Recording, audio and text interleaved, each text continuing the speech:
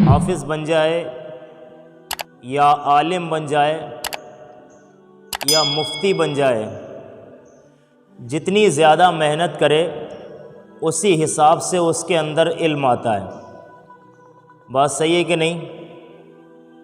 انسان کے اندر محنت کرنے کی وجہ سے علم آتا ہے۔ چھوٹے چھوٹے بچے آج کے دور میں حافظ قرآن بن جاتے ہیں، لیکن میں آپ سے آج ایک ایسے علم کے بارے میں بات کر رہا ہوں کہ جسے سن کے انشاءاللہ ایمان میں تازگی آپ کے آئے گی۔ سب سے زیادہ علم کس کو ہے؟ پوری دنیا میں، زمین میں اور آسمان میں سب سے زیادہ علم والا کون ہے؟ سب سے زیادہ حکمت والا کون ہے؟ آپ کو یہ بات جاننا بہت ضروری ہے۔ قانون شریعت ایک کتاب ہے، اس کے اندر یہ بات لکھی ہوئی ہے کہ خدائے تعالیٰ کا علم، یہ ٹاپک ہے۔ سب سے زیادہ علم اور سب سے زیادہ حکمت کس کے اندر ہے؟ سب سے زیادہ علم رکھنے والا اگر کوئی ہے تو وہ اللہ ہے۔ بات صحیح ہے کہ نہیں؟ زمین اور آسمان، اس زمین کے نیچے، آسمانوں کے اوپر جو کچھ ہو رہا ہے وہ سب کا سب اس کے علم میں ہے۔ کتاب قانونی شریعت ہے، اس میں جو لکھا ہوا ہے وہ سنیے آپ۔ کوئی چیز اس کے علم سے باہر نہیں، یہ جملہ موجود ہے۔ کوئی چیز اس کے علم سے باہر نہیں، موجود ہو یا معدوم ہو، ممکن ہو یا محال ہو، کوئی بھی چیز ہو، وہ ازل میں جانتا ہے اور جانے گا۔ سمجھ گئے آپ؟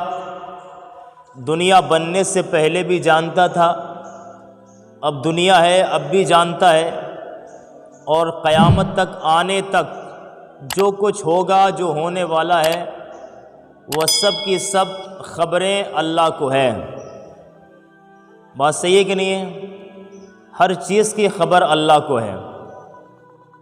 ہم گناہ کرتے ہیں تو ہم چھپاتے ہیں کہ ہم نے گناہ کیا ہے، کسی کو پتہ نہ لگے۔ ہمارے گناہ کی خبر بھی اس اللہ کو ہے۔ سمجھ گئے آپ؟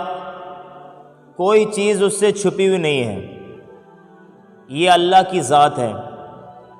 اور اس کے بعد میں یہ دلوں میں وسوسے اور خطرے، یہ سب کچھ اللہ جانتا ہے۔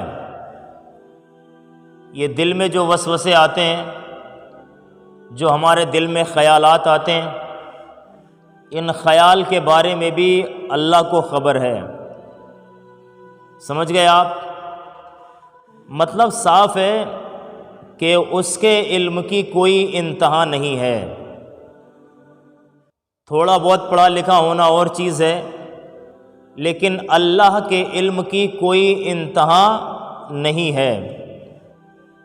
اگر کوئی انسان یہ کہتا ہے کہ اللہ تعالیٰ کو علم نہیں ہے، یا اللہ تعالیٰ یہ نہیں کر سکتا ہے، یا رب وہ نہیں کر سکتا ہے، تو ایسے آدمی کے لیے کیا حکم ہے؟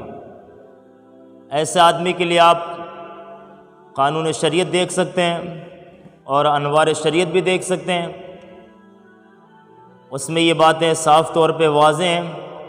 ایسا کہنے والا گمراہ ہے اور بد مذہب ہے اور کافر ہے۔ سمجھ گئے آپ؟ ایمان رکھنا ضروری ہے۔